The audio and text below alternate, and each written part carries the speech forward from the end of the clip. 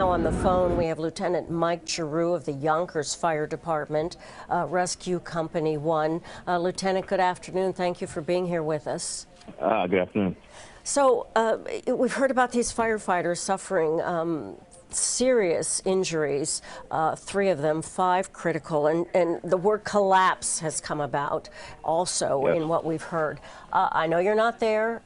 What can you tell us about when you come to a fire, 2-story home, attached family home, looks like wood? Just tell me what you're looking for. What are these firefighters up against? Well, definitely the first thing they want to do is they want to do a size up of the structure.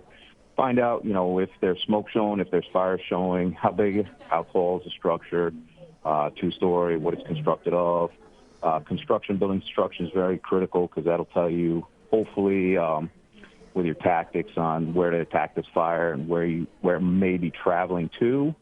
Even though you don't know what started the fire, it'll give you an indication if you're reading the smoke on maybe where the location of the fire is in the building. So all that is things that you have to take into consideration right when you get there. Also something to consider, these are 2-family houses which are close to other 2-family houses. So there's what's going on inside as far as human life and knocking that fire down, but also keeping it from spreading to other structures. Oh, absolutely. I mean, obviously, with the fire department, your first priority is life safety, okay? So if you have anybody inside the house or you even believe anybody's inside, you have to go in, you have to do the search. So you have to follow what your SOPs are. Go in there with handline, truck company or rescue company, squad company goes in, they start searching. But you also have to be aware of all the exposures that are happening on the outside. If you have flame showing or the heat, with closer buildings, we have to take care of that also. So there's a lot of things that are going on all at once that need to be taken care of. Certainly know that. As a firefighter, when you're in there working together and communicating with each other, but maybe you can't see each other, our hearts always, we have the utmost respect for firefighters. What kind of decisions are you making? Well, a lot of the decisions are based really on your SOPs or your SOGs. So let's just say standard operating procedure, correct? Yes, standing operating procedure, standing operating guidelines. So really what you're doing is you're working off of those, of what your department has set. So most departments, you want to get a line in place. You need to have a truck company or a rescue company or squad company, depending on locations and things, to start a search. So this may be, you're searching for life, but you're also searching to see the fire. You want to get to the fire. You want to tell the engine company, hey, listen, we located the fire. Come on back here.